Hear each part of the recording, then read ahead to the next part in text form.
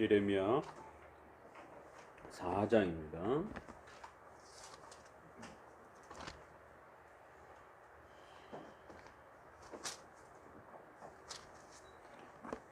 4장 1절, 예레미야 4장 1절입니다. 여호와께서 가라사대 이스라엘아 내가 돌아오려거든 내게로 돌아오라. 내가 만일 나의 목전에서 가증한 것을 버리고 마음이 요동치 아니하며 진실과 공평과 정의로 여호와의 삶을 가리켜 맹세하면 열방이 나로 인하여 스스로 복을 빌며 나로 인하여 자랑하리라. 아멘. 본격적으로 예레미야의 이 말씀들을 이제 우리가 살펴가면서 특별히 1장, 2장, 3장에서 앞서서 언급된 것처럼 이 전반부에 강하게 그 중요한 핵심들이 소개가 되었습니다. 바로 그것은 죄의 정의와 죄의 그 성격이 무엇인지에 대한 특별히 원죄의 그러한 내용으로서 하나님을 버리는 이러한 아주 심각한 죄악의 모습이 어떠한 것인지를 아주 심도 깊게 그렇게 펼쳐내는 것을 보게 됩니다. 특별히 계속해서 우리가 이 코로나의 이러한 전염병의 위기 앞에서 또 국가 간에 대한 이러한 많은 다양한 해석들, 또 예배관에 대한 엄청난 많은 해석들, 또 이러한 전염병에 대한 일반은총을 어떻게 대처해야 되는지에 대한 수많은 해석들, 지금 수많은 해석들이 쏟아져 나오고 난무하고 있습니다. 결국 그 해석들을 따라서 성도들은 자신의 신앙관을 또 세워가고 또 그걸 하나님의 뜻이다라고 판단하면서 그렇게 또 어떤 행동들을 해야 할지를 또 그렇게 판단하게 됩니다. 결국 이러한 다양한 수많은 해석들이 쏟아져 나올 때 가장 건강한 그러한 해석은 성경적인 해석은 과연 무엇인가? 또 우리 사도적 신앙 이후에 계속해서 초대교회의 또 교부적 신앙과 종교개혁의 또 이러한 그 신앙의 정신을 잘 계승한 이런 개혁주의와 장로교적 그 입장에서의 그런 해석은 과연 무엇인가? 이런 부분들을 또 우리는 고민할 수밖에 없는 것입니다. 그래서 더더욱 다른 분파에서는 각각의 구절들을 전부 다 자기 입맛대로 해석하는 겁니다. 주관적으로.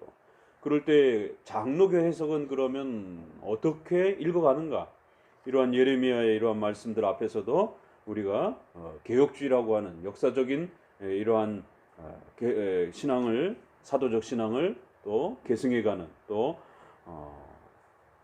객관적인 신조의 이러한 기초해서 객관적인 성경 해석을 따라가려고 하는 이러한 장로교적인 입장에서 오늘 우리 시대의 이러한 코로나와 또 이런 국가 간과 예배 간에 대한 해석을 어떻게 해석하는가? 적어도 웨스트민스터를 고백하는 자들의 입장에 서서 바라보았을 때에 국가관은 어떻게 해석하고 예배관은 어떻게 해석하는가? 그러면은 예레미야는 또 어떻게 해석하는가? 이러한 부분들을 아주 깊이 들여다보셔야 됩니다. 더더구나 우리가 웨스트민스터를 들고도 진보적 입장에서 해석하는 자와 보수적 입장에서 해석하는 자가 또 달라지더라는 거예요. 결국에 우리 손에 놓여 있는 신조나 성경도 결국 자신의 주관적 해석 앞에는 뭐 어떻게 답이 없는 거예요. 어떤 걸 그 손에 갖다 놔줘도 그건 하나의 자신의 입맛을 맞추기 위한 도구일 뿐이지 성경 그 자체 안에 자기가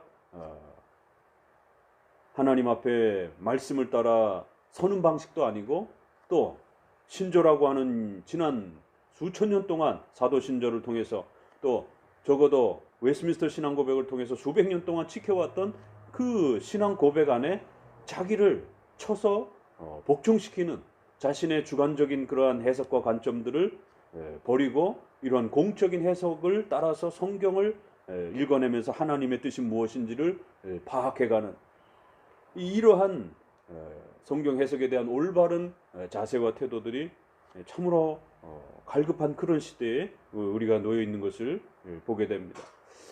자, 4장은 이제 본격적으로 그 죄와 관련해서 책망하고 난 다음에 그러기 때문에 너희들은 그 죄를 버리고 속히 돌아오라. 하나님께로 돌아와라. 그런데 이제 이 말씀이 이 예레미야 시대 때는 어떻게 읽혀집니까? 선지자가 그들을 향해서 돌아오라라고 얘기를 하는 거죠. 그럼 이제 우리의 이 4장을 시작하면서 가장 난해한 질문을 던집니다. 여러분은 어떻게 성경으로 돌아가겠습니까?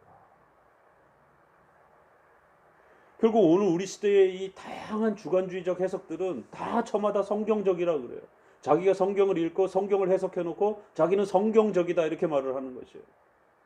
더더구나 오늘 우리 시대는 교리를 무시하고 또 이러한 교회 안에서 신조와 교리문답을 공부하지 않는 결국 그나마 겨우 있는 모습들은 대부분 다 기복주의고 신비주의 신앙을 따르는 직통계시를 따르는 자신의 마음속에 기도하다가 뭔가 확 떠오르는 이러한 그 주관적인 그러한 자신의 마음의 판단을 성령의 인도하심으로 그렇게 직통계시적인 그런 관점으로 사용하는 그런 신비주의 시대에 살고 있습니다.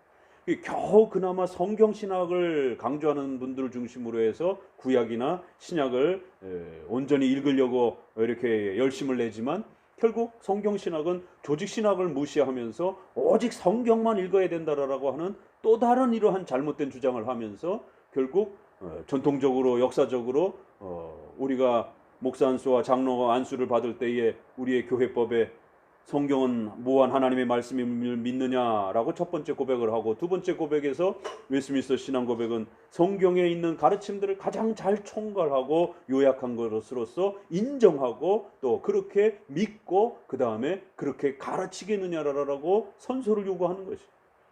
그렇게 선서하고 목사가 됐음에도 불구하고 장로교 목회자가 웨스민스터 아주 문제가 심각하다라고 비판하면서 웨스민스터보다는 자기가 직접 성경을 읽어서 성도들을 가르치겠다라고 하는 이런 아주 거만하고 자만한 이러한 생각들을 아주 성경적이다라고 하는 성경만 읽어야 된다라고 하는 이러한 잘못된 이해 속에서 그렇게 또 성경신학적인 웨스민스터와 교리와 조직신학을 무시하고 성경만 읽는 것이 마치 성경적인 것처럼 이렇게 성경만 잘 읽고 있으면 성경으로 돌아갈 수 있는 것처럼 이렇게 잘못된 주장을 외치면서 주관적 해석 시대에 빠져 있습니다.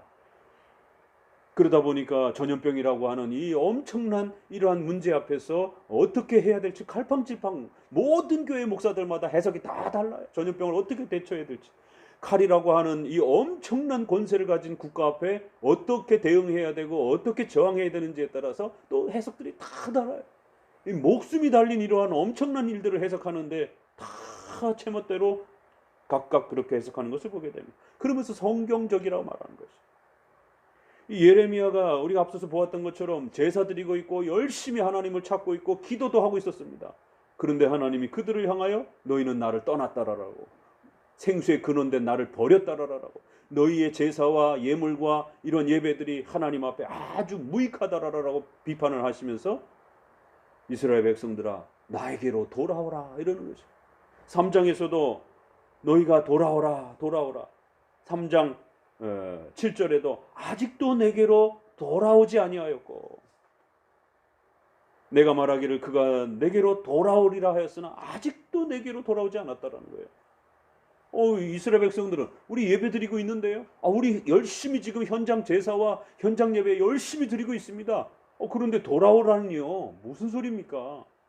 또 진보적인 해석을 하는 분들은 우리 삶에 지금 이런 코로나의 위험 속에서 멀쩡히 예배 드릴 수 있음에도 불구하고 가정에서 예배 드린다라고 이웃사랑이라고 하는 그런 이유 때문에 가정에서 예배 드린다고 현장에 모이지 않겠다라고 아예 스스로 예배를 거부해버리고 그렇게 삶의 예배를 우린 지금 잘 드리고 있습니다. 무슨 소리입니까? 우리가 이렇게 열심히 삶의 현장에서 이웃들을 배려하면서 이렇게 국가가 예배를 드려도 모이는 것에 대해서 전염병이 심각하지 않다라고 판단을 해서 얼마든지 그렇게 지난 7월까지 예배의 현장을 허락했음에도 불구하고 우리 안 모이겠습니다. 이러면서 삶의 예배를 우리는 더 중요하게 여기겠습니다. 도대체 그런 해석은 어디서 온 건지. 그래서 나름대로 열심히 예배드리고 있는 자들을 향해서 하나님께서 얘들아 나에게로 돌아오라 이렇게 말씀하시는 거죠. 그런데도 아직도 안 돌아오고 있다 이렇게 또 강조하면서 그 또 4장 오늘 시작하자마자 여호와께서 이르시되 이스라엘아 내가 돌아오려거든 내게로 돌아와라. 자, 그럼 여러분에게 묻습니다. 어떻게 해야 이 저마다 성경적이라고 떠들고 성경적이라고 주장하고 또 성경적이라고 주장하면서 성도들 보고 죽으라라고 하는 이런 해석들을 쏟아내고 또 성경적이라고 하면서 예배를 그냥 막 집어 던지고 이러한 그 해석의 다양성 속에 도대체 어떻게 해야 성경으로 돌아갈 수 있는 겁니까? 누가 좀 대답 좀 해주세요. 어떻게 해야 성경으로 돌아갈 수 있는 것인지. 다 성경적이라고 하고 다 성경을 읽고 있고 다 성경을 인용하고 있는데 똑같은 구절을 진보 쪽에서는 전혀 다르게 해석하고 보수우파 쪽에서는 또 그 구절을 전혀 다르게 해석하고 또 중립에 있는 사람들은 또 전혀 다르게 해석하고 도대체 어떻게 해석하라는 겁니까? 누구 말이 맞는 겁니까? 어떻게 해야 돌아가는 겁니까? 제발 좀 가르쳐 주세요. 어떻게 해야 이 난국의 이 국가의 위기와 어려움 앞에 어떻게 해야 성경적으로 바르게 돌아가겠습니까? 그랬더니 또 어떤 분들은 그거 그냥 일반 겨울철 독감 수준인데 결국에는 다 이거 국가가 진보 정부가 보수 교회를 망가뜨리려고 하는 이러한 방역의 이런 부분들은 전부 다 가짜입니다. 코로나로 죽은 사람 얼마 되지도 않습니다. 지금 미국에서도 그런 보고가 나옵니다. 어떤 의사가 말했습니다. 그렇기 때문에 코로나는 이거는 정치적인 그러한 음모였습니다. 이 바이러스는 아무것도 아닙니다. 사망률 몇 프로도 되지도 않습니다. 저마다 각자 그 모든 것들을 성경적이라고 외치고 있어요. 어떻게 해야 성경으로 돌아갈 수 있나요? 도대체 이 수많은 해석들 중에 성도들의 더더욱이나 목숨이 달린 이런 문제들을 그럼 정말 코로나 바이러스는 아무것도 아닌가요? 그럼 마스크 우리 다 벗고 그냥 이거 그냥 겨울철 그냥 일반 독감 수준이니까 누가 우리 겨울철 독감에 누가 마스크 하고 다닙니까? 일상생활에서 그저 감기 걸린 사람이나 마스크 하고 다니지. 자, 그럼 우리 마스크 다 벗고 그냥 막 활보하고 다닙시다. 그냥 이거 다 가짜니까 정부가 이거 음모론을 꾸며가지고 정치 장난한 거니까 상식도 안 통하고 의료적 판단도 안 통하고 정치적인 이러한 판단도 안 통하고 도대체 누구 말을 들어야 될지 모르는 이런 심각한 혼돈 속에 하나님은 오늘 우리 시대를 향해서 얘들아 교회들아 하나님께로 돌아오라라고 말씀하신다라면 우리는 어떻게 돌아가야 됩니까? 어떻게 해야 성경적입니까 정말? 이거 누가 대답해 보십시오. 어떻게 해야 성경적입니까? 전염병에 대한 대처만 해도 수천 가지가 지금 쏟아져 나오고 있는데 어떻게 해야 성경적입니까? 그러니 또 이 틈을 타고 일루미나이트가 또 프리메이슨이 이제 예방접종을 코로나 백신을 빌미를 삼아가지고 전 세계 사람들을 전부 다 예방접종이라고 하는 특수 바이러스를 이 몸에다가 삽입시키는 이제 이런 일들이 시작됐습니다. 절대로 독감주사 무료로 접종해준다 그럴 때 맞지 마십시오. 이거 어떻게 됩니까? 이거 정말 벌써 쏟아져 나오고 있어요. 그래서 각 사람의 몸을 컨트롤하기 위한 특수 바이러스를 우리 몸에다 주입하려고 하는 그런 정부의 이런 악독한 그러한 음모입니다. 절대 독감주사 이번에 통신비를 독감주사로 무료 독감주사로 돌린다고 하는데 절대로 독감주사 마십시오. 이번 독감은 정부가 지금 희한한 그러한 독종 그런 악한 물질을 국민들에게 집어넣어서 국민들을 통제하려고 하는 그런 아주 무서운 약입니다. 독약입니다. 어떻게 해야 하나님께로 돌아갈 수 있습니까? 멀쩡히 예배드리고 있고 멀쩡히 기도하고 있는 사람들을 향해서 왜 하나님은 그들에게 돌아오라라고 말합니까? 오늘 이처럼 현장에서 죽어야 된다라고 한국 교회의 이 성도들만큼 이렇게 하나님 앞에 신앙이 폭발하고 정말 하나님을 위해서 죽겠다라고 하는 이런 현장에서 죽겠다라고 하는 이런 성도들이 이렇게 많을 줄이야. 저도 목회자지만 너무너무 놀랍니다. 야, 우리 한국교회가 1000만인이 성도라 그랬더니만 정말 현장에서 이렇게 죽기를 각오하는 성도들이 대단하구나. 야, 참. 그런데도 불구하고 한국 사회는 변화되지 않고 한국 교회는 오만 가지 기복주의와 물량주의와 번영주의와 온갖 부패와 타락에 앞장서서 이렇게 현장에서 죽자라라고 하는 어마어마한 성도들이 많음에도 불구하고 빛과 소금의 역할은 전혀 발휘되지도 못하고 제일 부패하고 타락한 곳은 항상 교회로부터 먼저 터지고, 수많은 대형 교회들은 기업 프랜차이즈식으로 성경적인 교회론에도 없는 그런 기업화된 대형화된 그런 형태로 교회를 꾸려가고 있고, 담임 목사님은 자기 성도를 알지도 못하고 어떻게 성도를 당해가 모르고 세례를 주고 성찬을 거행할 수 있습니까? 이건 성경적인 교회론에 반드시 위배되는 것이에요. 그런데도 멀쩡히 그런 교회를 하면서 현장에서 죽겠다라고 하는 이런 어마어마한 신앙 고백들이 쏟아져나요. 하나님이 오늘 우리를 향해서 내게로 돌아오라라고 만약에 이렇게 말씀하신다면, 하나님, 우리 이렇게 현장에서 이렇게 죽을 각오를 하고 있는 이런 엄청난 신앙을 갖고 있다니까요. 우리 지금 신앙생활 잘하고 있습니다. 어디로 돌아오라는 얘기에 지금 잘하고 있는데, 또 삶의 현장에서 교회 문을 닫아버리고 삶의 현장에 있는 사람들은 그런 공적인 유형교회 예배 그렇게 중요하지 않습니다. 우리 삶 속에서 이웃을 도우면서 그렇게 살아가는 게 중요하지, 공적인 설교와 공적인 성찬과 이런 공적인 모임 이런 게 그렇게 중요합니까?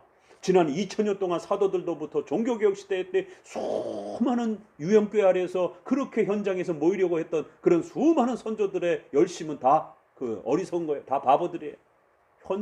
무슨 현장이 중요합니까? 삶 속에 들어가서 신령과 진정으로 삶의 예배가 중요한 것이지. 앞에 선조들은 다 바보들이에요. 하나님이 얘들아 내게로 돌아오라. 종교개혁 시대 때에 루터가, 여러분 그렇게 신앙생활을 하면 안 됩니다. 이건 잘못된 신앙입니다. 오직 믿음으로 구원받는 것이지 우리의 선행과 행위로서 그렇게 무언가 구원을 이룬다고 생각하시면 안 됩니다. 얼마나 당혹스럽겠어요. 열심히 가족들이 자자손손 대대로 그렇게 신앙생활 열심히 하고 미사도 드리고 빠짐없이 끊임없이 정기적으로 그렇게 예배도 참석하고 그러는데, 루터가 그렇게 예배드리면 안 됩니다. 그건 아주 악한 우상 숭배입니다. 기가 막힐 노릇이에요. 온 힘을 다해서 절기 때마다 금식하고 온갖 종교적 교회력을 따라서 그렇게 최선을 다해서 신앙생활하고 있었는데, 어느 날 이름 모를 목회자 한 사람이 등장을 해서 그런 미사는 우상 숭배입니다. 오직 믿음으로 구원받는 것입니다. 주님께로 돌아오십시오 라고 얘기를 하는 거예요. 멀쩡히 신앙생활 다 잘하고 있는데 얼마나 당혹스럽겠어요. 오늘 예레미야의 이 말씀이 오늘 이렇게 정치와 또 전염병의 이러한 그 혼란 앞에서 저마다 자기 주장과 해석이 맞다라고 난리를 치는 이러한 지금 한국교회의 혼란 앞에 이 예레미야의 말씀을 따라 하나님께서 우리 보고 교회야 돌아오라라고 만약에 말씀하신다면 어떻게 돌아가야 됩니까? 아니 우리가 지금 안 돌아간 겁니까? 우린 지금 열심히 예배를 위해서 삶의 예배를 드리고 있고, 지금 우리 현장에서 죽으려고 이렇게까지 하나님 앞에 헌신하고 있는데 왜 돌아오라고 그럽니까 하나님? 예레미야는 끊임없이 돌아오라는 말씀들이 쏟아져 내립니다. 어떻게 해야 성경으로 돌아갈 것인가? 이 질문은 종교개혁 시대 때 결국 루터가 믿음으로 구원받는다는 이 해석을 던지고 난 이후에 로마 가톨릭과 어마어마한 싸움이 일어났고, 루터의 방식으로 성경으로 돌아가는 게 더 성경적이다, 아니면 교황과 사제들 방식으로 그렇게 성경으로 돌아가는 것이 더 성경적이다라고 하는 엄청난 싸움이 시작됐고, 결국 그 사이에 또 성공회라라고 하는 교단이 또 세워졌고, 아니다 우리 방식으로 돌아가는 게 국가교회 중심을 세워서 왕이 목사를 임명하고 그 왕의 명령에 따라 목사는 늘 설교를 해야 하면서 이렇게 국가를 위해서 존재하는 교회로서 이렇게 존재하는 게 가장 성경적이다, 성공회 방식으로 돌아가는 게 가장 성경으로 돌아가는 것이다. 그러자 쯔빙글리와 칼빈이라고 하는 또 개혁파가 세워져서 아닙니다, 그렇게 돌아가면 안 됩니다, 루터의 이러한 방식을 따라 오직 성경으로 오직 믿음으로 오직 예수 그리스도로 그렇게 돌아가는 게 맞습니다. 루터의 이런 부분들을 존경해 주기 시작했습니다. 그러나 루터의 그러한 신학도 조금 지나자마자 또 금방 이신칭의에 너무 집중하면서 구원론 중심으로 모든 성경을 보려고 하는 또 이런 지나친 편중들이 일어나면서 칼빈은 루터가 믿음으로 구원받는다라고 하는 건 이건 훌륭하지만, 그렇다고 해서 성경 전체를 우리 인간의 구원과 우리 인간의 행복을 위한 관점으로만 읽어서 내서는 안 됩니다. 그리스도 중심으로 성경을 루터파처럼 그렇게 읽으면 안 됩니다. 오직 하나님께 영광을 이라는 방식과 목적을 향해서 우리의 구원과 창조 세계 전체를 아우르는 하나님의 신적 작정과 섭리 역사 관점으로 구원사와 일반사가 함께 다루어지는 섭리사 관점으로 읽는 것이지, 구원사만 강조하면서 국가와 교회와 가정을 등한시하고 버리는 편협한 그러한 교회 생활을 하면 안 됩니다. 믿음으로 구원받는다라고 하는 이 고백이 중요함에도 불구하고 성경 전체를 읽어낼 때 그것만 또 강조하게 되면 다른 성경의 많은 교리들이 축소하거나 망가질 수가 있구나. 그렇기 때문에 성경 교리의 핵심들이 잘 조화를 이룰 수 있도록, 그러면서 오직 하나님께 영광이라고 하는 그렇게 신론 중심으로 성경을 잘 읽어내야 되고, 성경은 하나님의 자기 계시, 그래서 하나님 자신이 누구이신지를 알려주는 그러한 하나님 중심으로 성경을 읽어내는 이러한 또 신학의 체계가 있구나. 성경으로 돌아가는 방식에 이렇게 또 루터파와 개혁파가 차이가 나타나기 시작하는 것이죠. 그러자 거기에 또 제세례파가 등장을 해서 너네들 다 틀렸어. 무슨 맨날 교리 공부나 하고 성경이나 그렇게 공부하고 앉았느냐. 신앙이란 뜨거운 것이지. 이러면서 또 제세례파가 우리가 행하는 이 방식이 가장 성경적으로 돌아가는 것이야. 벌써 종교개혁 시대만 해도 초기에 5-6개의 형태로 성경으로 돌아가는 방식들이 여러 개가 차이가 나는 거예요. 어떻게 해야 성경으로 돌아갈 수 있습니까? 이건 쉬운 질문 같지만 굉장히 어려운 질문이에요. 수많은 교단들이 쏟아져 나오는 거고 수많은 해석들이 쏟아져 나오는 것이죠. 자, 이 질문을 마음에 담고 이제 4장, 5장, 6장은 바로 그 죄를 지적하고 난 다음에 하나님께로 돌아와라 라고 말씀하시면서 어떻게 해야 성경으로 바르게 돌아가는지, 어떻게 해야 하나님께로 바르게 돌아갈 수 있는 것인지를 그 시대에 잘못 이해하고 있었던, 신앙을 잘못 해석해내고 있었던 바로 율법주의적이고 또 현실주의적인 이러한 유대인들과 이스라엘 백성들을 책망하면서 어떻게 해야 바르게 하나님께로 돌아가고 어떻게 해야 성경으로 바르게 돌아갈 수 있는지를 좀 더 구체적으로 짚어내기 시작합니다. 자, 그래서 3절을 보니까 이렇게 진행합니다. 나 여호와가 유다와 예루살렘 사람에게 이같이 이르노라. 너희의 묵은 땅을 갈고 가시덤불 속에 파종하지 말라. 그랬더니만 이 구절을 김남준 목사님이라든가 제가 예전에 로이드 존스에서 봤네. 아무튼 이 로이드 존스 계열을 좋아하시는 분이 계열에서 김남준 목사님 묵은 땅을 기경하라. 이 설교 제목 자체도 이렇게 딱 잡아놓고는 우리의 마음속에 묵은 땅들이 있습니다. 그렇기 때문에 그 묵은 땅을 갈아엎어야 됩니다. 그 묵은 땅은 뭡니까? 첫 번째 우리의 욕심입니다. 두 번째는 뭡니까? 우리의 이기심입니다. 뭐 이런 식으로 그러한 그 묵은 땅을 기경하라, 그 유명한 책이 있어요. 이건 자기 개발적인 그러한 그 방식을 이야기하는 게 아닙니다. 너희 속에 묵은 땅을 갈고 가시덤불 속에 파종하지 말라. 이거 비유적으로 설명하면서 그러면 어떻게 해야 묵은 땅을 가는 것인가? 지난번에도 말씀드린 것처럼 그렇게 자아를 부정하는 칼빈의 성화론에서 자기 부정을 잘못 해석해가지고 그거를 자아 부정으로 그렇게 해석을 해는, 십자가를 지는 이러한 자기 부정의 삶을 성화의 삶으로서 분명히 요구합니다, 성경은. 그러나 그거를 불교식의 고행식의 인간의 자아라고 하는 인간의 본질을 죽이고 없애는 것처럼, 본질을 바꾸는 것처럼 이런 오해와 착각을 하는 겁니다. 그래서 인간의 자아는 먹어야 되는 욕구예요. 먹지 못하게 하는 거예요. 불교나 가톨릭이나 또 기독교 경건주의나 못 먹게 하는 겁니다. 인간은 본능적으로 성적인 욕구가 있는 거예요. 그 성적인 욕구를 통해서 결혼을 하고 자식을 낳고 키워가는 것이에요. 그런데 합법적으로 만난 부부 사이에도 그러한 성적인 이러한 그 연합들은 아주 더러운 것이고 또 수치스러운 것이고 부끄러운 것이고, 또 교회 일과 관련돼서 뭔 교회의 프로그램이 있으면 부부관계도 자제를 해야 되는 것처럼, 만약에 부부관계를 하게 되면 그런 교회 프로그램에 은혜를 받지 못하는 것처럼, 은혜 받는데 덜 떨어지는 것처럼, 이러한 인간의 자아의 욕구들을 망가뜨려버리고 억제시켜버리는 것입니다. 자식을 키우고 싶은 거는 인간의 본능인 것입니다. 자식을 낳아서 또 잘 키우고 싶은 거는 인간의 본능인 거예요. 그런데 자식을 사랑하는 그것도 예수님 앞에 죄가 됩니다. 이러면서 자식을 사랑하고 아끼는 이런 부모의 마음을, 그런 자아를 죽이도록 이런 식으로 끌고 가면 불교가 됩니다. 고행 철학이 돼요. 인간의 삶에 본능적인 욕구들이 있단 말이에요. 그 본능적인 욕구들이 죄로 인해서 망가진 거예요.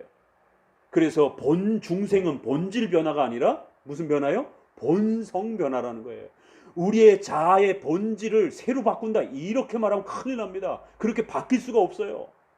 우리의 자아가 없어지고 새 사람이 되는 이런 식의 중생을 성경을 가르치는 게 아닙니다. 그럼 우리가 반신반인 천사 아니면 제3의 인간이 되는 그런 식의 상상을 하게 되면 큰일 나는 겁니다. 자아가 죽는다가 자기 부정이라는 말은 그런 뜻이 아니에요. 본질의 변화가 아니라 본성의 변화를 말하는 겁니다. 중생은. 그렇기 때문에 중생된 이후에도 자기 부정을 하며 십자가를 짊어지며 하나님의 말씀 앞에 우리 자신을 쳐서 복종시킨다라고 하는 것은 본질적 자아 부정이 아니에요. 본성적 자아 부정이란 겁니다. 그래서 우리의 죄된 마음들이 예수님을 믿고 난 이후에도 육체를 가지고 있기 때문에 여전히 죄의 유혹을 받는 거예요. 그래서 하이델베르그 소요리 문답이라든가 성화에 나오는 것처럼 죄 죽임과 의로 삶이라고 하는 이 두 가지를 자기 부정의 원리로 소개를 하는 겁니다. 고행을 하고 도를 닦고 자아를 포기하고 이런 게 성화가 아니라 하나님의 말씀 십계명 앞에 죄가 무엇인지를 깨닫는 거예요. 열심히 교리를 통해서 묵은 땅을 기경하라는 것은 자아를 죽이라는 얘기가 아닙니다. 불교식의 도를 닦으라라고 이렇게 자꾸 성도들에게 요구하면 안 돼요. 그래서 로마 카톨릭이 자꾸 고행주의적인 그러한 프로그램을 만드는 겁니다. 그런 프로그램들을 만들어서 성도들이 거기에 참여하고 나서 끝나고 나면 굉장한 큰 희열이 있어요. 아, 내가 그래도 100일 코스를 내가 마쳤다. 100일 기도를 마쳤다. 20일 새벽 기도를 마쳤다. 인간의 이런 고행적인 자아부정을 로마 카톨릭이 사용을 했기 때문에 현대 기독교에도 이런 식으로 끊임없이 교회가 프로그램을 돌리는 겁니다. 그래서 종교적 성취감을 성도들이 느끼게끔. 그러나 그거는 아주 수박 겉핥기식의 그러한 성취감이란 말이에요. 근본적인 본성의 이 변화, 근본적인 본성의 변화는 중생을 통해서 이루어진 거예요. 그러나 육체가 아직 우리가 부활되지 않았기 때문에 육체의 그런 연약함으로 인해서 죄의 그 유혹을 본성이 여전히 받고 있는 겁니다. 그래서 끊임없이 어떻게 해요? 하나님의 말씀을 통해서 의가 무엇인지를 배워가고 교리적으로 그 의가 무엇인지를 깨닫게 되면 죄가 깨달아지는 겁니다. 아, 이게 죄구나 알게 되는 거예요. 그래서 그 죄에 대해서 아파하고 괴로워하고 그 죄에 대해서 탄식하는 거예요. 어디로부터요? 십계명을 배우는 데로부터. 묵은 땅이라고 하는 것은 십계명을 교리적으로 열심히 배우고 공부하는 데서부터 시작이 되는 것이지, 저 산속에 올라가서 금식을 하면서 도를 닦고 자아를 부정하면서 자기를 죽이는 그런 식으로 고행적인 중세시대에 또 그런 방식으로 또 일반 불교 철학이라든가 이런 데서 그렇게 도를 닦는 방식으로 그렇게 이루어지는 게 아니란 말이에요. 그래서 성도들에게 그 코스를 끝내고 나면 아주 종교적인 희열을 주는 그런 게 아니란 말이에요. 그렇지만 전혀 변화되지 않는 겁니다. 그래서 여러 그 대형교회에서 부부학교 해갖고 아버지 학교 해가지고 발도 씻기고 이렇게 눈물에 편지도 쓰고 이런 퍼포먼스들을 하는 겁니다. 그거 안 바뀝니다. 그 심리학적인 그냥 위로지. 정말 부부가 행복한 부부로 변화되기 위해서는 7계명을 교리적으로, 웨스민스터 24장을 교리적으로 다시 배워야 되는 거예요. 교리적으로 부부가 무엇인지, 부부로서의 책임이 무엇인지, 부부로서의 연합함이 무엇인지, 부부로서 하나님 앞에 어떻게 사는 것이 올바른 것인지를 교리적으로 열심히 이해하고 터득하고 배우는 거예요. 그럴 때 내가 아내한테 너무 폭력적으로 말을 했구나. 본성의 변화가, 본성의 충격이, 본성의 반성이 일어나는 거예요. 본질의 자아가 없어지는 게 아닙니다. 이게 잘못된 거구나. 내가 아내하고 의논하지 않고 내가 독단적으로 결정하고 이런 부분들이 이거는 하나님이 부부에게 주신 그 동등함이라고 하는 이런 연합이라고 하는 걸 내가 깨뜨린 거구나. 아내가 내가 남편을 너무 권위를 무시하고 막 애들 앞에서 남편의 위신이라든가 채신을 내가 말 한마디로 너무 막 함부로 이렇게 막 무시했었구나. 이게 죄구나. 이게 7계명을 배우니까 죄구나. 교리적으로 우리의 마음이 깨닫는 겁니다. 묵은 땅이란 그렇게 심리학적인 고행적인 그러한 훈련이 아닙니다. 교리적으로 죄가 무엇인지를 깨닫고 그래서 그 죄를 아파하는 것, 이게 죄죽임입니다. 그리고 나서는 올바른 성경에서 가르치는 그 가정이라고 하는 가르침을 따라 살기 위해서 의로 삶, 100%는 아니랄지라도 10%라도 노력하는 거예요. 5%라도 노력하는 거예요. 배고픈 자아를 없애는 게 아니라 적절하게 먹고 나머지를 배고픈 이웃들에게 나눠줄 수 있는, 이게 올바른 배고픔을 해결하는 겁니다. 그 배고프지 말아라 이렇게 고행적으로 금식을 요구하고 이렇게 하는 게 아니라는 것이에요. 자기의 배고픔도 달래고 그 다음에 남는 재정을 통해서 또 이웃의 배고픔도 그렇게 해결해주는, 그래서 배고픔이라고 하는 인간의 그 자아, 인간의 그 본성의 욕구를 최소한도 배고픔 때문에 죄를 범하지 못하도록, 남의 거를 도둑질하지 못하도록 그 배고픔의 자아를 해결해 주는 겁니다. 그리고 사치스럽게 더 그렇게 욕망을 창출하는 방식으로 먹지 않도록 이렇게 조절해 주는 것이 진정한 자기 부정이지, 안 먹고 안 쓰고 부부의 합법적인 부부임에도 불구하고 성의 연합을 멀리하고 자식을 잘 키워야 되는 이런 부분에서 자식을 방치하고 그저 교회 나가서 열심히 기도하고 이런 부분들이 올바른 자기 부정이 아닙니다. 이건 아주 극단적인 제세례파적인 경건주의적인 이원론적인 고행주의예요. 묵은 땅을 기경하라, 이 말 한마디도 어떻게 해석하느냐에 따라 장로교적 성화론으로 보게 되면 이렇게 해석이 10계명을 중심으로 해석이 되지만, 이거 경건주의로 또 신비주의적 관점에서 또 접근을 하게 되면 묵은 땅이 뭐냐 이러면서 이제 알레고리카나 해석들이 쏟아지는 것이죠. 우리는 교리적으로 우리의 마음이 먼저 하나님의 말씀 앞에 바르게 깨닫고 알아가는 것이 먼저예요. 그래서 4절에 보니까 유다인과 예루살렘 거민들아, 너희는 스스로 할례를 행하여 너희 마음 가죽을 베고 나 여호와께 속하라. 그렇지 아니하면 너희가 행악을 인하여 나의 분노가 불같이 발하여 사르리니 그것을 끌 자가 없느니라. 결국 무엇이 문제가 됐다고요? 이스라엘 백성들은 겉으로는 열심히 제사의식을 드리고 있었지만, 할례를 행하고 있었지만 마음의 중심이 그 외적인 제사와 일치가 되고 있지 않았던 것이에요. 그렇기 때문에 외적인 이러한 예배, 또 현장의 이러한 예배, 유형교회적인 예배 중요합니다. 그럼에도 불구하고 그런 외적인 질서와 형식들이 그 성도의 진정한 마음과 하나님을 사랑하는 마음과 일치가 안 되면 하나님 앞에 오히려 심각한 불신앙의 문제로 책망이 될 수 있다는 거예요. 또 거꾸로 마음은 아주 뜨겁고 열정적인데 하나님이 정해놓으신 제사와 또 오늘 우리 신약에서는 성찬과 이런 유형교회의 질서를 안 지켜요. 무시해요. 목사 없어도 돼. 나 혼자 열심히 뜨겁게 신앙생활하면 돼. 그러면 목사를 세우고 교회를 세우고 성찬을 세우신 예수님은 뭐가 됩니까 그러면?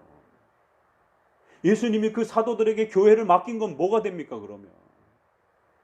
예수님이 중요하다고 세워주신 그 교회 질서를 그렇게 자기 신앙이 열심히 마음으로 뜨겁다라고 하면서 다 무시해버리게 되면 예수님의 부탁은 또 뭐가 되냔 말이에요. 땅끝까지 이르러 내 증인이 되라, 세례를 주라, 가르쳐 지키게 하라, 이러한 많은 유형교회적 당부와 위탁들은 예수님이 이 땅에 계셔서 직접 통치하시는 게 아니라 교회를 세우셔서 교회의 질서를 통해서 하나님이 예수님이 간접적으로 그렇게 통치하시겠다라는 것이에요. 오늘 우리 손을 만지면서 예수님의 옷자락을 만지면서 그렇게 직접적으로 계시는 방식으로 교회를 통치하는 그런 방식이 아니다라고 위탁을 해주신 것이에요. 그런 유형교회들을 다 질서를 무시하고 내 마음만 중요해, 이것도 역시 문제가 되는 것이죠. 삶의 예배만 중요해, 이러면 또 문제가 되는 것이에요. 성찬은요 절대로 온라인으로 불가능합니다. 부득이함 속에 설교를 들을 수 있는 방식으로서의 이러한 그 설교적 예배는 온라인으로 가능합니다. 부득이함 속에. 그렇지만 그 부득이함조차도 성찬은 불가능해요. 왜? 성찬은 우리의 감각에 주신 거기 때문에. 그래서 직접 우리의 입술에 닿아서 그것이 우리 몸을 타고 느껴져야 되고, 또 그것이 우리 손에 쥐켜져야 되고, 그래서 떡과 포도주가 우리의 손과 입과 우리의 뱃속에 온전히 체험되어야 된단 말이에요. 감각을 위해서 주신 말씀이기 때문에. 성경 말씀 중심의 예배는 귀에다가 주신 말씀이기 때문에 귀로 들을 수 있는 그러한 외적인 마이크, 공간, 컴퓨터, 이게 다 귀로 들을 수 있는 도구들인 겁니다. 그래서 그러한 보조적인 수단을 우리는 부득이함 속에 허용해 주는 것이에요. 그러나 성찬은 안 되는 것입니다. 이게 교회론적 질서예요. 그래서 예전에도 말씀드린 것처럼 선교사들이 외지에 나갔을 때에 여성들이라든가 이렇게 평신도들이 선교를 나갔을 때 목회자가 없어서 성찬을 못 주게 되면 부득이하니까 주자. 장로교에서는 안 되는 겁니다. 반드시 목회자가 그 지역 그 선교사가 속해 있는 그 노회의 관할을 받고 있는 그 노회에서 파송받은 목회자가 그러면 성찬이 필요하면 1년에 한 번, 두 번 이렇게 날짜를 정해주고, 그래서 순회를 통해서 성찬을 일정한 기간에 집행해 주는 것입니다. 왜? 성찬은 반드시 현장성을 요구하고 있기 때문에. 그래서 이번에 총회와 관련해서도 이게 과거에는 이런 근대 문명을 가지고 교회가 이렇게 법을 만드는 본 이런 부분이 경험이 약하단 말이에요. 지금 우리가 사용하는 법들은, 교회법들은 다 100년 전에 토대를 갖추었던 것들이고, 그러다 보니까 이번 총회는 코로나의 이런 위험 속에서 온라인 총회가 가능하냐, 이것도 굉장히 신학적인 화두가 됐어요. 그러니까 고신에서 제일 그래도 발빠르게 신학 분과와 법제위원 쪽에서 모든 걸 이렇게 고려한 끝에 이거는 비상사태 안에서 어느 정도의 제한성을 가지면서 온라인 총회를 허용한다. 그러나 이제 투표행위라든가 이런 부분에서 혹시라도 피해를 당하지 않도록 이런 부분을 최소화하는 조건으로, 그러면 첫 개회 예배 때 반드시 노회나 총회 때 성찬을 행하는데, 그러면 성찬도 온라인으로 가능하냐라는 이제 신학적 질문이 들어오는 겁니다. 이건 안 되는 겁니다. 그래서 총회에 있어서 성찬은 당연시 해왔던 거예요.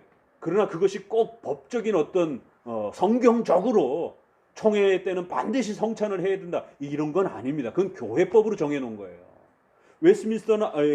웨스민스터의 이러한 그 예배 규범에도 또 어디 성경에 예루살렘 총회하면서 성찬시켰다는 얘기가 어디 있어요? 한 글자도 없잖아요.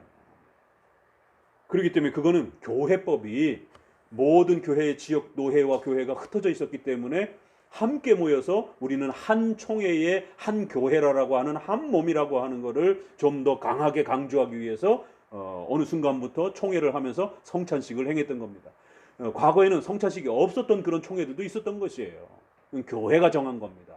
그러면 특수 상황에서는 교회가 이때는 위험하니까 이렇게 연기를 한다든가 중단을 한다든가 얼마든지 그렇게 결정할 수 있는 겁니다.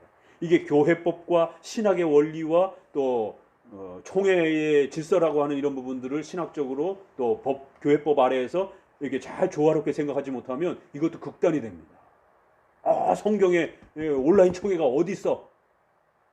이제 난리가 날 수도 있어요, 이게. 근데 또 왜 성찬은 또 온라인으로 또 안 된다고 그럽니까? 일관성이 있어야지. 이제 이렇게 또 주장하는 주장도 또 난리예요, 이게.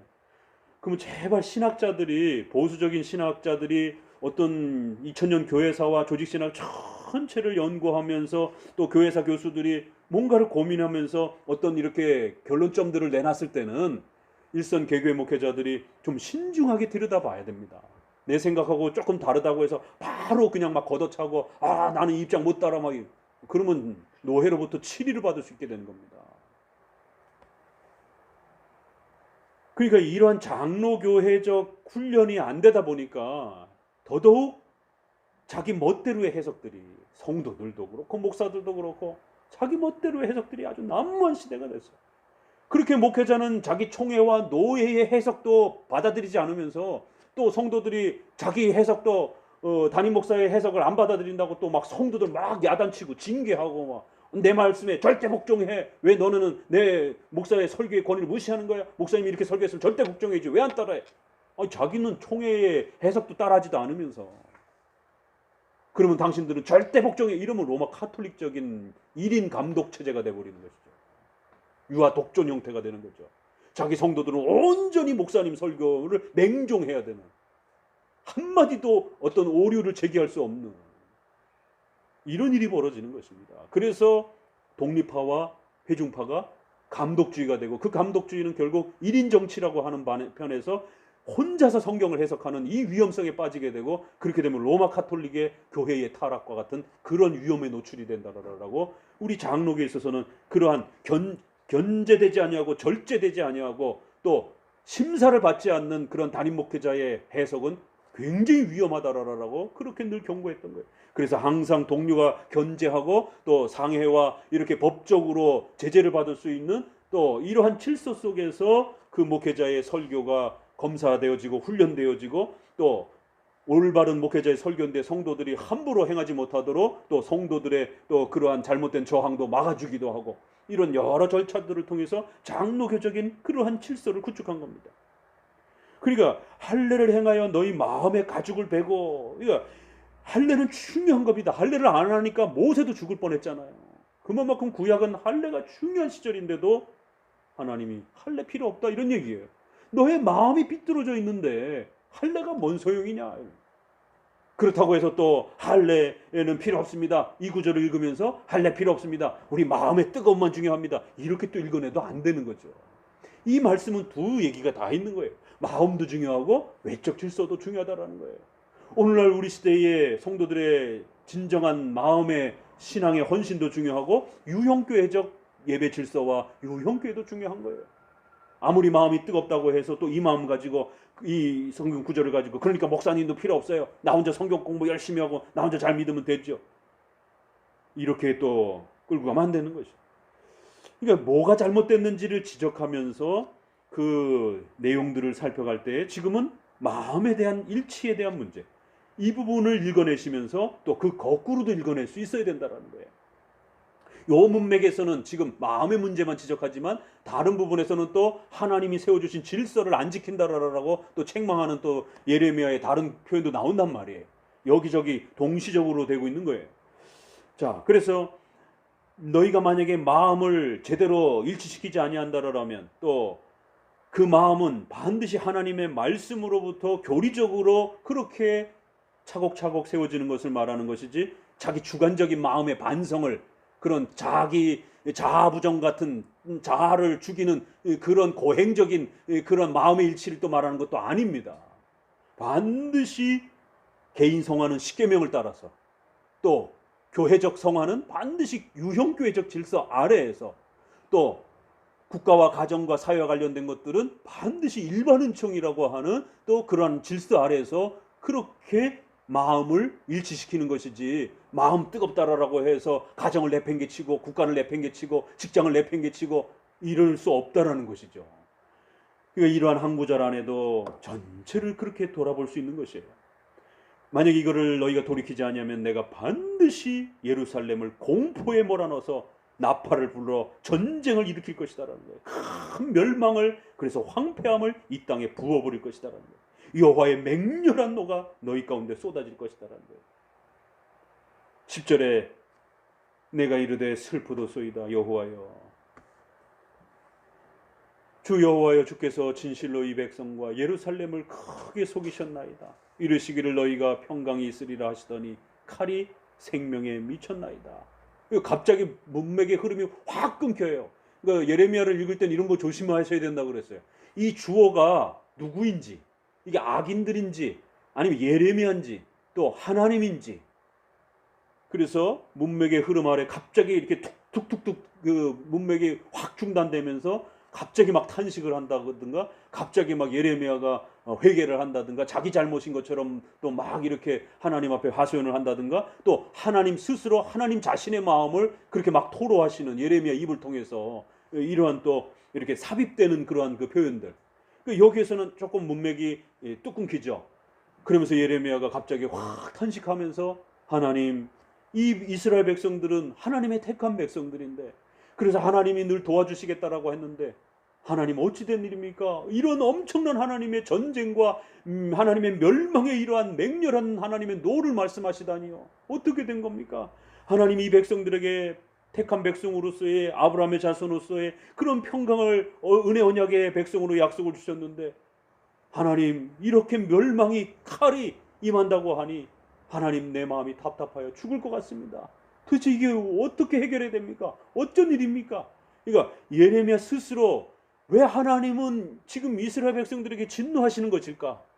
멀쩡히 예배 잘 드리고 있는데 왜 하나님은 진노하시는 것일까?에 대한 그러한 신적인 하나님의 뜻이 도대체 무엇이 잘못된 것인지에 대해서 이렇게 또 백성의 입장에서 하소연하는 것처럼 예레미야가 갑자기 하나님 앞에 이렇게 하소연하듯이 하나님 도대체 뭐가 문제죠? 제발 깨우쳐 주시옵소서. 이런 하나의 기도문처럼 이렇게 소개가 됩니다.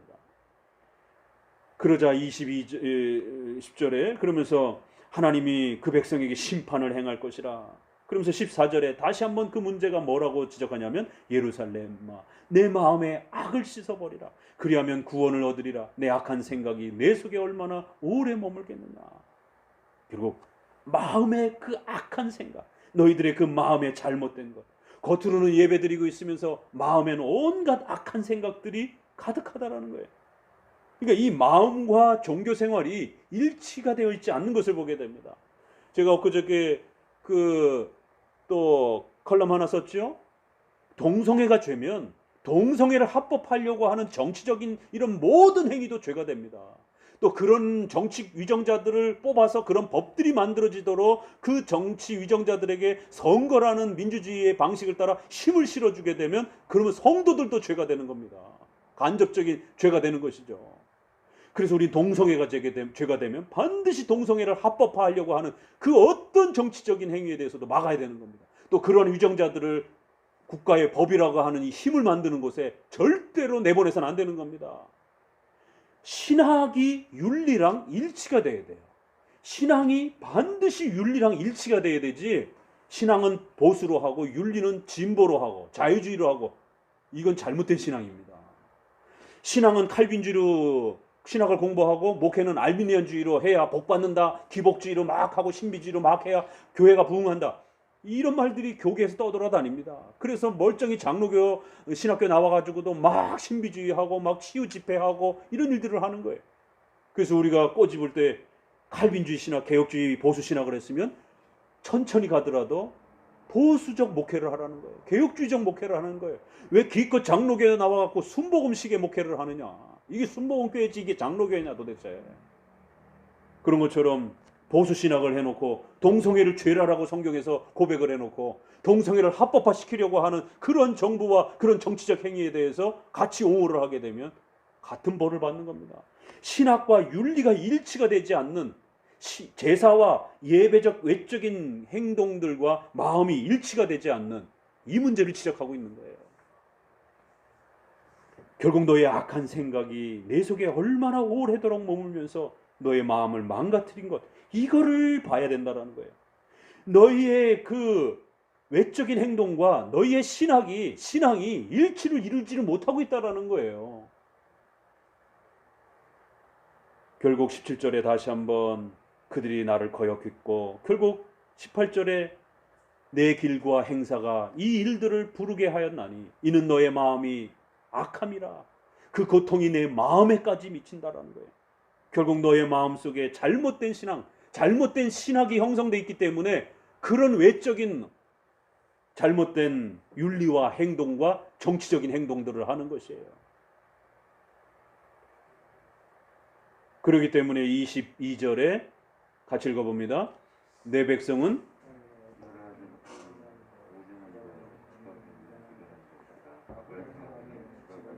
선을 행하기에는 무지하도다. 4장을 어떻게 마무리해가고 있죠? 돌아오라 이렇게 말씀하시면서 어떻게 해야 돌아가는 거라고요? 어떻게 해야 성경적이라고요?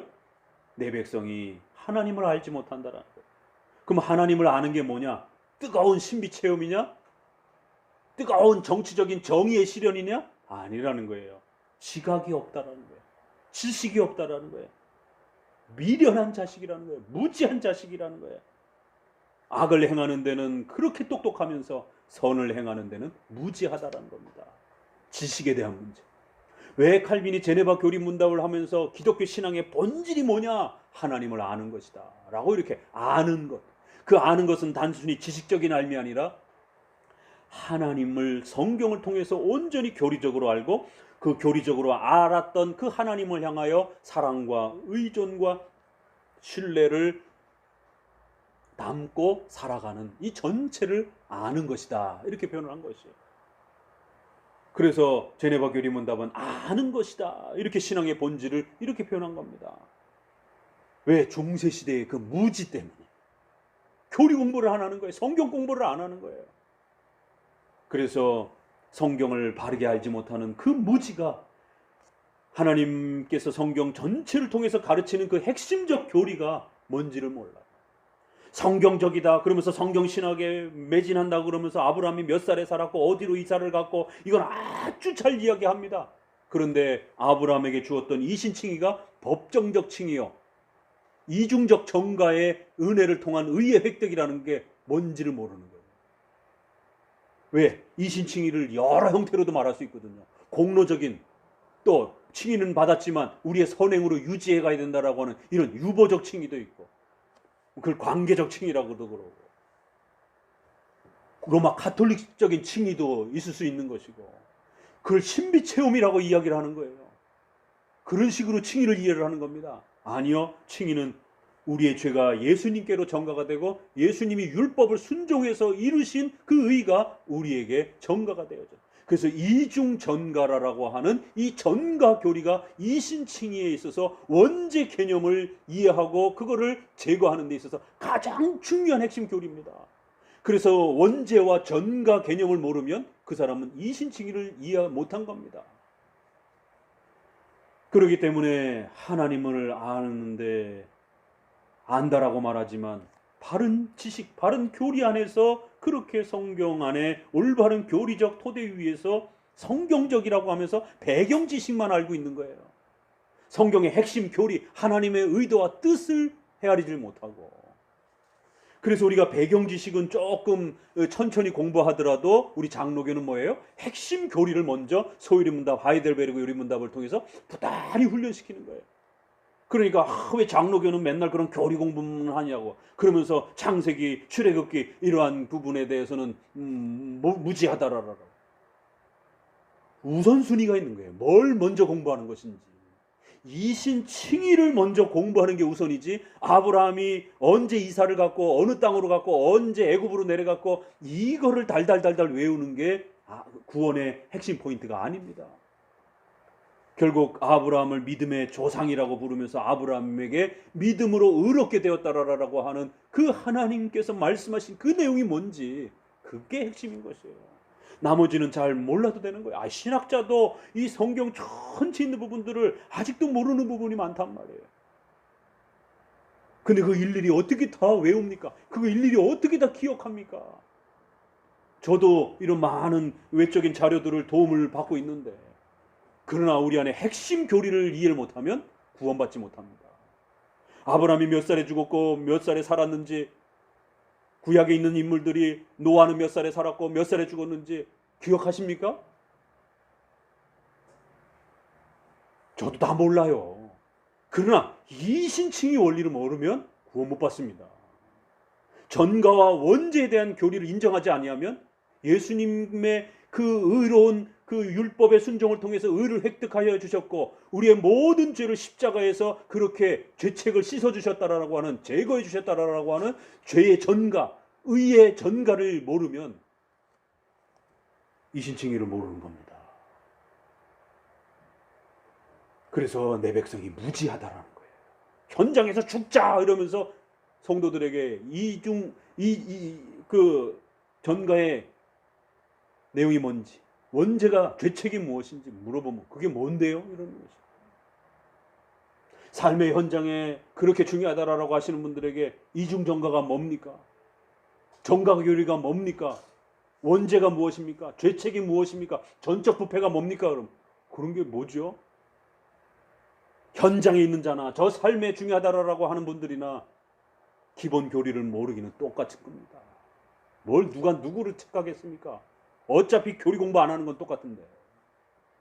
또 어차피 웨스트민스터를 들고 있어도 정치적으로 해석하는 건 똑같은데. 무지. 결국 성경으로 돌아가는 것인데, 하나님께로 돌아가는 것은 성경으로 돌아가는 걸 말하는 것이었던 거예요.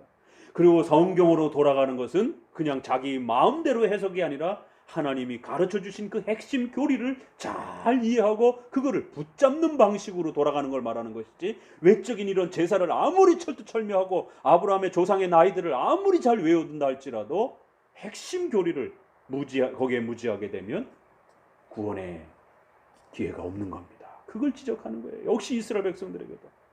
보라, 내가 땅을 혼돈하고 공허하며, 하나님이 이러한 엄청난 재앙을 내리겠다라는 거예요. 자, 그러면서 이제 28절에 이렇게 경고합니다. 이로 인하여 땅이 슬퍼할 것이며 위에 하늘이 흑암할 것이며 내가 이미 말하였으며 작정하였고 후회하지 아니하였은즉 또한 돌이키지 아니하리라 하셨습니다. 결국 이러한 모든 하나님의 무서운 진노가 하나님의 작정과 섭리로부터 그렇게 펼쳐져 갈 것이다라는 거예요.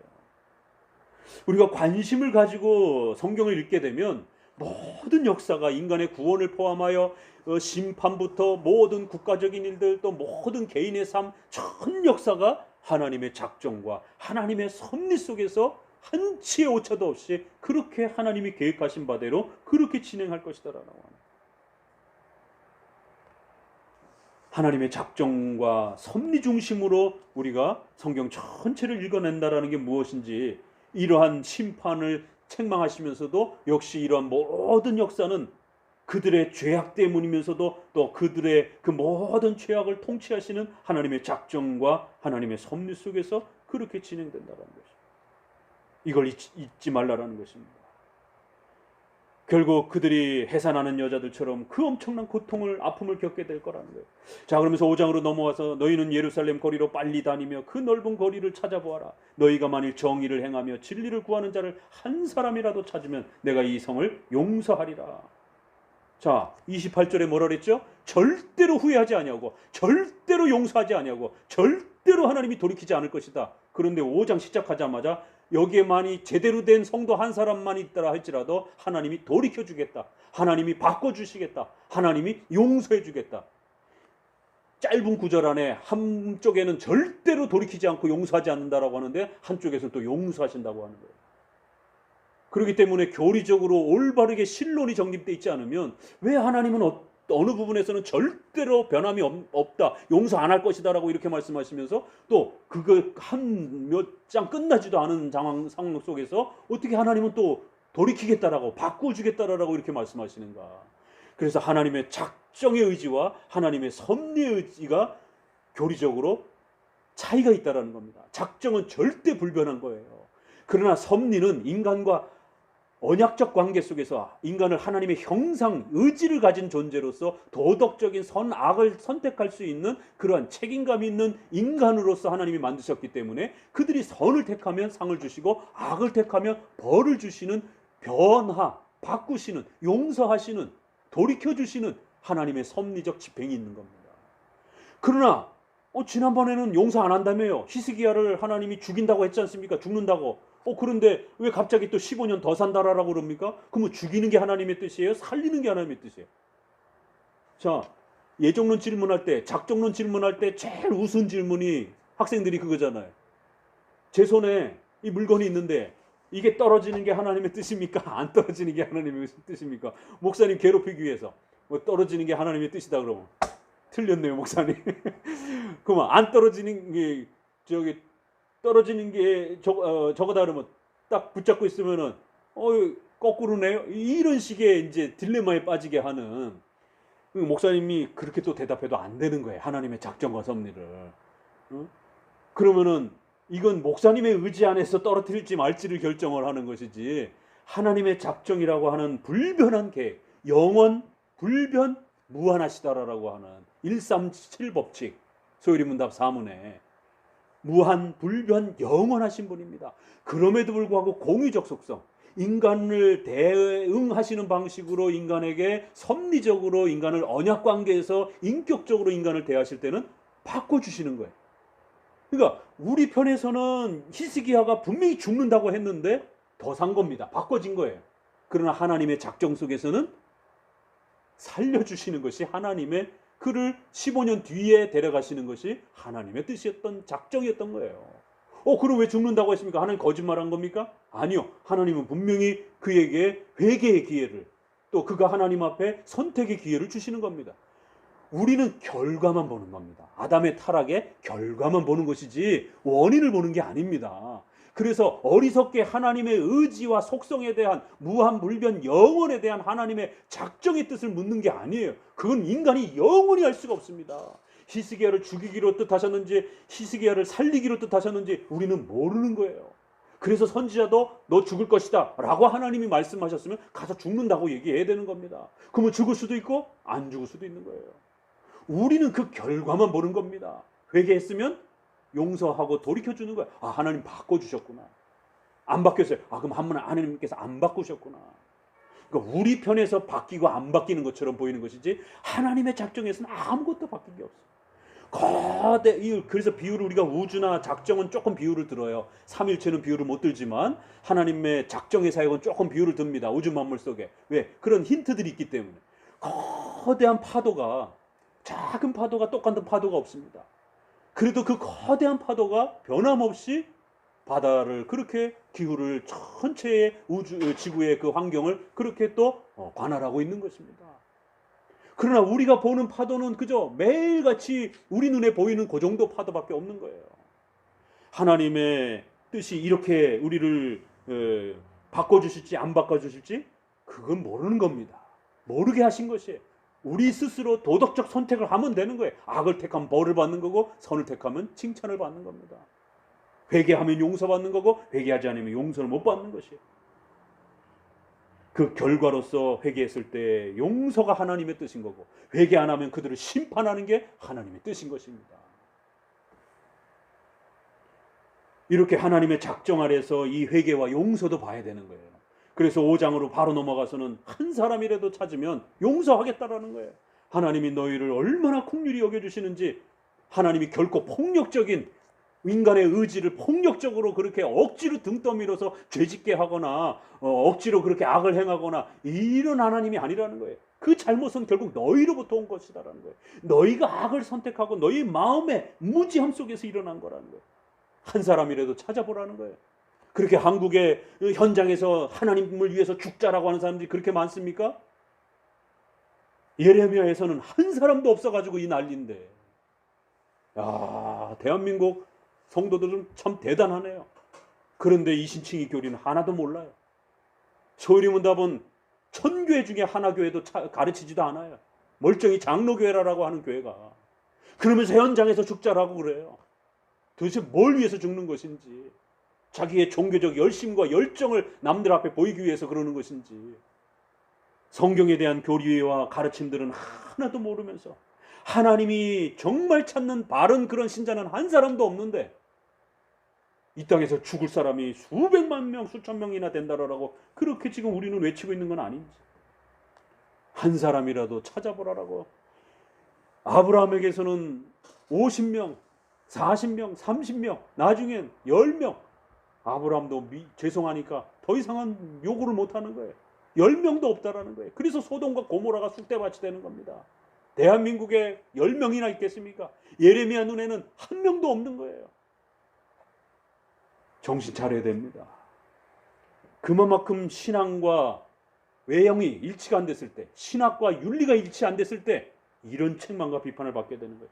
여호와께서 살아계심을 두고 맹세할지라도, 보세요. 어떤 일이 벌어지는가? 버젓이 이 짓을 하고 있는 거예요. 그들이 여호와의 사심으로 맹세할지라도.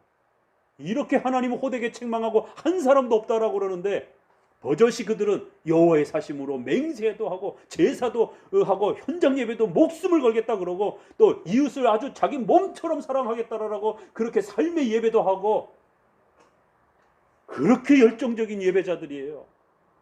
거짓 맹세라는 것이. 여호와여 주의 눈이 성실을 돌아보지 아니하시니까 주께서 그들을 치셨을지라도 그들이 아픈 줄을 알지 못하고 그들을 거의 멸하셨을지라도 그들이 징계를 받지 아니하고 그 얼굴을 반석보다 굳게 하여 돌아오기를 싫어합니다. 올바른 교리의 가르침을 따라 우리 선조들이 그렇게 종교개혁으로 오직 성경으로 아드 폰텐스를 외치면서 오직 성경으로 돌아가야 되고, 그 성경은 루터도 교리문답을 가르치고 칼빈도 교리문답을 가르치고 모든 종교개혁 선조들이 성경을 가르치기 위해서는 교리문답을 가르쳐서 핵심 교리를 가르치는 게 먼저다라고 이렇게 기독교를 확립해 줬는데, 그런 방식으로는 돌아가기 싫은 겁니다. 오늘 우리 시대의 모습은 아닌지요. 도대체 어떻게 돌아가려고 하는 거예요? 멀쩡히 하나님의 살아계심을 두고 맹세하면서 하나님을 위해서 죽겠다라고, 이웃을 위해서 죽겠다라고 이러면서도 정작 종교개혁의 방식으로는 돌아가지 않는 거죠. 칼빈이 누군지도 몰라요. 쯔빙글리가 뭔지도 몰라요. 제네바 교리 들어본 적도 없어요. 허용적 작정이라고 하는 하나님의 신적 작정 속에서 예정론을 가르치기 위해서는 반드시 이중예정이라고 하는 선택과 유기가 뭔지도 모릅니다. 하나님의 작정의 집행이 허용적으로 죄와 관련해서는 일어난다라고 제1원인 제2원인 뭐 그런 어려운 설교를 합니까? 이러고들 있는 거예요. 하나님이 책망했는데도 아픈 줄도 모르고 징계를 받았는데도 깨닫지도 못하고 점점 더 굳어져서 더 안 돌아오려고 하는 것이에요. 장로교 방식으로는 죽었다 깨나도 그렇게는 안 돌아가겠다라는 거예요. 아, 장로교 찬송 재미없어. 시편 찬송 재미없어. 아, 장로교 예배는 따분해. 아, 장로교는 공부 너무 많이 해. 아, 장로교는 설교 너무 길어. 재미났고 짧고 아주 신나고 노래방처럼 이런 방식으로는 돌아가도 고리타분한 그런 옛날 종교개혁 방식으로는 안 돌아가겠다. 4절에 내가 말하기를 이 무리는 비천하고 우준한 것뿐 아니라 여호와의 길, 자기 하나님의 법을 알지 못하는. 뭐가 문제라고요? 다시 반복합니다. 여호와의 길, 하나님의 법, 율법을 알지 못한다라는 거예요. 5절에 내가 귀인들에게 가서 그들에게 말하리라. 그들은 여호와의 길, 자기 하나님의 법을 안다 하였더니 그들도 일제히 그 멍에를 꺾고 결박을 끊은지라. 계속 하나님의 법, 하나님의 법. 정작 하나님의 법에 대해서는 무지하다라는 것이죠. 7절에 내가 어찌 너를 사하겠느냐, 내 자녀가 나를 버리고 신이 아닌 것들로 맹세하였은즉 내가 그들을 배불러 먹었는데도 그들이 행음하여 창기의 집에 허다히 모이고 자기 각기의 이웃의 아내를 따르면서 음란을 저지르고, 부모도 말썽인데 애들도 똑같더라는 거예요. 부모도 교리를 모르니까 애들도 교리를 모르는 거예요. 집에서 소유리 문답 공부 안 시킵니다. 하이델베르크 요리 문답 공부 안 시킵니다. 과거에는 이거 공부 안 시키면 징계를 받습니다. 목사님, 장로님들이 신방을 하면서 아이들이 제대로 각 가정에서 부모로부터 교리 문답을 잘 배우고 있는지 1년에 한 번씩 목사님 앞에 나와갖고 테스트와 검사도 받고, 반드시 입교식 전에 또 세례 전에 반드시 시험을 치러서 제대로 교육받았는지 확인을 하는 이 절차를 거쳐가는 거예요. 그래서 아이들이 절대로 교리에서 무지하지 않도록, 아이들이 삼일체가 뭔지 몰라요. 이중정가가 뭔지는 몰라요. 법정적 이신칭의가 뭔지 몰라요. 율법의 삼용법이 뭔지 몰라요. 십계명이 뭔지 몰라요. 애들이 교리문답에 대해서 완전히 무지해요. 심각한 겁니다. 바로 이게 문제라는 거예요. 지금 5장에서 계속해서 말씀에 대한 무지, 아이들까지 결국에는 교리에 대해서 무지한 이 심각한 상황. 10절에 계속 이어서 하나님께서 결국 전쟁을 일으켜서 그들을 멸망시킬 것이다를 또 경고합니다. 그러면서 12절에 그들이 여호와를 인정치 아니하며 말하기를 여호와는 계신 것이 아닌즉. 이거 심각한 말이 나오네. 여호와를 인정치 아니하는데 그 인정치 아니하는 방식이 뭐라고요? 하나님을 무시해요. 어떻게 무시한다고요? 여호와는 계신 것이 아닌즉. 여호와께서 계시지 아니하고 재앙이 우리에게 임하지 않을 것이다. 칼과 기근이 우리에게 임하지 않을 것이다. 뭐에 대한 오류가 발생이 됐어요? 섭리사에 대한 오류가 발생이 된 거예요. 하나님의 섭리가 자기들에게 어떻게 다가왔는지 전혀 이해를 못하는 거예요. 그래서 아무 일도 없는 것처럼 해석해요.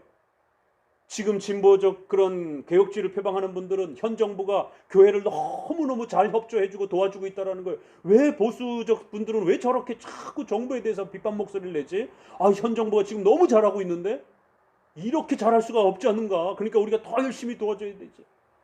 야, 어떻게 이렇게 정치적 신념이 그 신앙 전체를 집어삼킬 수 있을까? 기독교를 지금 이렇게 핍박하고 있는 현 진보 정부의 이런 반기독교적인 정책과 행동들은 눈에 안 보이는 건가? 아무 문제 없다는 거야. 평안하다라는 것이. 기독교 역사상 이렇게 극단적인 그런 우파적 정부 아래에서 교회가 어려움을 당했는데 지금 진보 정부 아래에서 너무너무 교회가 지금 건강하게 잘 회복되고 있다는 거야. 하나님의 섭리에 대해서 재앙과 칼이 우리에게 임하지 않을 거라는 거예요. 오히려 복을 받을 거라는 거예요. 이 정부의 정책처럼 이렇게 잘하면 교회가 건강하게 사회적 정의와 인권을 통해서 이렇게 현 정부의 이러한 정책들을 통해서 잘 복을 받을 거라는 거예요. 하나님이 어떻게 역사하시고 다스리는지에 대한 이런 하나님의 섭리를 부정해버리는 것이죠. 성경에 무지하니까, 작정과 신론과 섭리와 예정교리를 무지하니까 현실을 적용하고 이해하는데 정반대로 해석을 하는 거예요. 그래서 13절에 선지자들은 바람이라 말씀이 그들의 속에 있지 아니한즉 그같이 그들이 당하리라. 누구의 책임이라고요? 첫 번째는 목사들의 어리석음과 무지함 때문에 성도들 전체가 하나님을 인정하지 아니하고 마치 지금 하나님이 징계하시지 않을 것처럼 그렇게 해석하고 있더라는 거예요.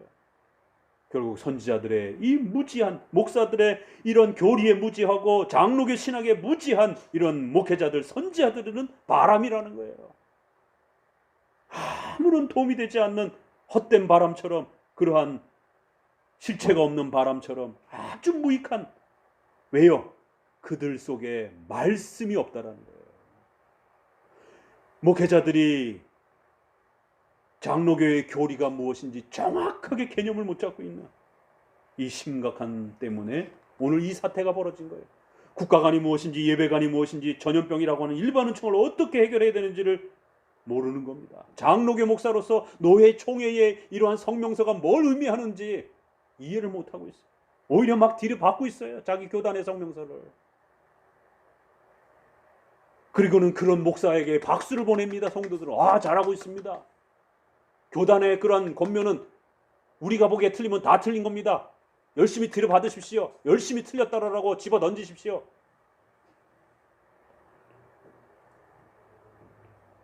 (14절에) 너희들이 그렇게 말씀을 무시하면 결국 내가 내 입에 있는 나의 말을 불이 되게 해서 이 백성은 나무가 되게 해가지고 완전히 싹 태워버릴 거라는 거예요.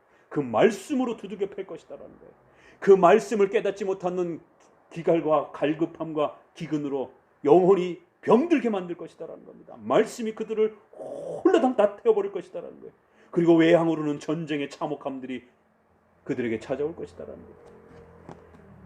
19절에 다시 한번 이런 말이 쏟아집니다. 그들이 만일 이르기를 우리 하나님 여호와께서 어찌하여 이 모든 일을 우리에게 행하셨느냐 하거든 너는 그들에게 이르기를 너희가 여호와를 버리고 너희 땅에 이방신들을 섬겼은즉 이와 같이 너희 것이 아닌 땅에서 이방인들을 섬기리라. 왜 하나님 우리한테 이런 일을 행하시죠? 왜 하나님 이렇게 하죠?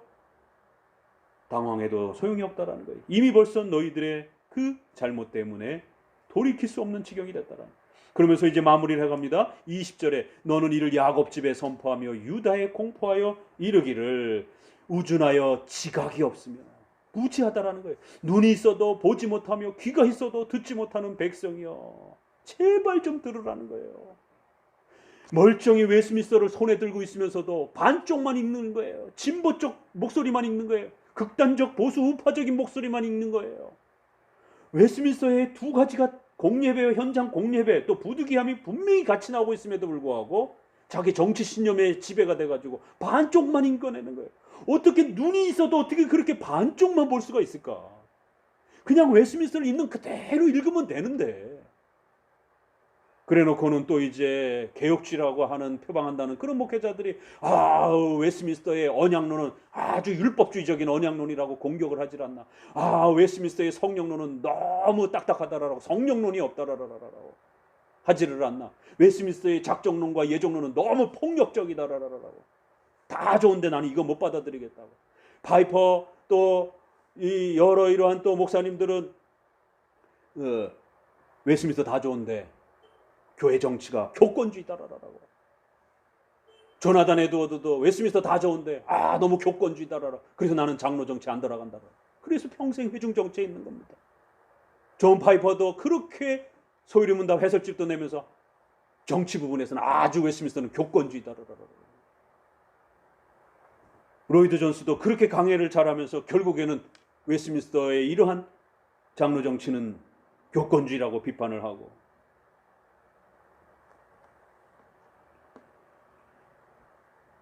결국 웨스민스터가 우리 손에 들려 있음에도 불구하고 온전히 읽어내지 못하고 한쪽 눈을 가리고 있는 것처럼, 한쪽 귀를 닫고 있는 것처럼 이런 일들이 벌어지는 것을 보게 됩니다. 그래서 다시 한번 지각이 없다라고 하는 것을 책망하면서, 눈이 있어도 제발 좀 보라라고, 눈이 있으면, 귀가 있으면 좀 제발 들으라고. 오늘날 박형룡 목사님과 또 이러한 조 박사님, 박윤선 목사님을 통해서 벌코, 바빙크의 이런 훌륭한 우리 선조들의 교리적인 설명과 해설들이 얼마나 풍성합니까? 그런데도 자기가 읽고 싶은 것만 읽는 거예요. 아무리 봐도 안 보이는 겁니다. 성경에도 분명히 창조주와 구속주로 소개가 되는데 구속주로만 눈에 보이는 거예요. 안 읽혀지는 거예요. 하나님의 섭리사가, 일반사가 안 읽혀지는 것이에요. 자, 그러면서 이제 마무리 안에 24절에 보니까, 또 너희 마음에 우리에게 이른 비와 늦은 비를 때를 따라 주시며 우리를 위하여 추수 기한을 정하신 우리 하나님 여호와를 경외하자 말하지도 아니하니. 그게 뭐가 잘못됐느냐면, 어떤 지식이 부족하다라고요? 창조주 하나님에 대한 섭리적 지식이 부족하다라는 거예요. 우리 인생의 이런 모든 생활의 삶을 우리가 살아가는 이런 모든 외적인 이러한 그 보살핌을 하나님이 도와주시고 때를 따라 살피시는 창조주로서의 우리에게 국가를 세워주시고 우리에게 직장을 세워주시고 가정을 세워주셔서 우리를 살피시는 이런 하나님의 보살핌을 이해를 못한다라는 거예요. 그래서 하나님이 세워주신 국가를 자기 정치적 신념 안 맞는다고 막 지져 밟으려고 그러고, 세계 유일의 분단 국가에서 세상에 이렇게 정부를 공격하고 이러면 어떡합니까? 내가 싫어하고 저도 마음에 안 드는 진보 정부지만 그래도 합법적인 유일한 정부란 말이에요. 이 정부를 통해서 지금 전쟁을 막고 있는 겁니다. 연일 미국에서 지난번 무슨 백악관 정책에서 핵폭탄을 몇 개를 80개를 떨어뜨리니, 이 번역이 이 맞느니 틀리니, 지금 왜 우리 바깥에서는 이런 일들이 벌어지는데, 세계 유일의 분단 국가에서 세상에 합법적인 정부를 향해서 빨갱이를 하라고 하지를 않나? 나라 다 망가진 다음에 어떡할 겁니까? 그럼 제발 좀 우리 성도들 정신 차리고 자제하셔야 돼요. 절제하셔야 됩니다. 양심의 자유를 갖고 그 정책은 비판할 수 있어도 자제하셔야 됩니다. 증오와 분노가, 내 정치적 의견과 나와 다른 사람에 대한 증오와 분노가 지금 100을 넘어서 200을 향해 가고 있습니다. 가뜩이나 코로나 때문에 사람들이 바깥에 나가지 못하고 활동을 못하니까 더 이 우울감이 쌓이는 데다가 분노가 극치를 이루고, 거기에 SNS 이런 유튜브에 가짜 뉴스가, 자극하는 뉴스가 막 폭발을 하니까 그런 뉴스에 막 흥분이 돼가지고 막 댓글을 막 공격적으로 막 죽이려고 달겨드는 공격적인 그런 댓글들을 달고, 분노 게이지가 지금 막 상상을 초월할 정도로 자제해야 돼요. 이러다 큰일 납니다, 정말. 세상에 그래가지고 비대면 예배를 강조했던 목회자에게, 세상에 천안에 있는 목회자를 쫓아가가지고 망치로 두들겨 패지를 않나, 우파에 있는 성도들이. 아주 제가 그랬죠.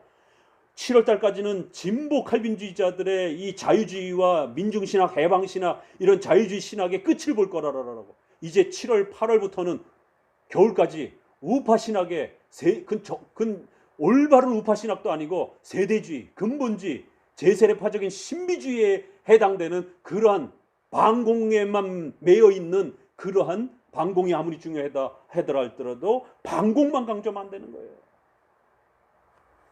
그러한 극단적 우파들의 이 반국가적이고 반사회적이고 반도덕적이고 반기독교적인 이런 아주 극단의 행동들을 이제 우리가 눈으로 보게 될 거라고.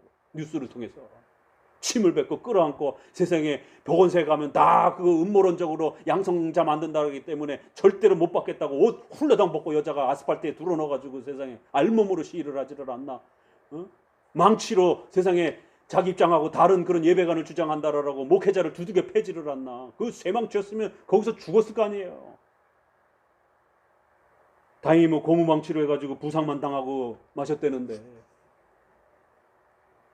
세상에 무슨 기독론과 삼일체를 부정하는 것도 아니고 이 초유의 사태 속에서 예배의 방법에 대해서 이런 어떤 그 해석의 다양성이 너무나 많은 이 주제를 달리 해석한다고 해서, 정치적인 그런 신념이 좀 다르다라고 해서 사람을 죽이려 담배드는 이런 폭력적인 국가를, 우리를 보호해주는 울타리가 되는 국가를 이렇게 무시할 수가 있는가. 창조주 하나님을 모르는 거예요.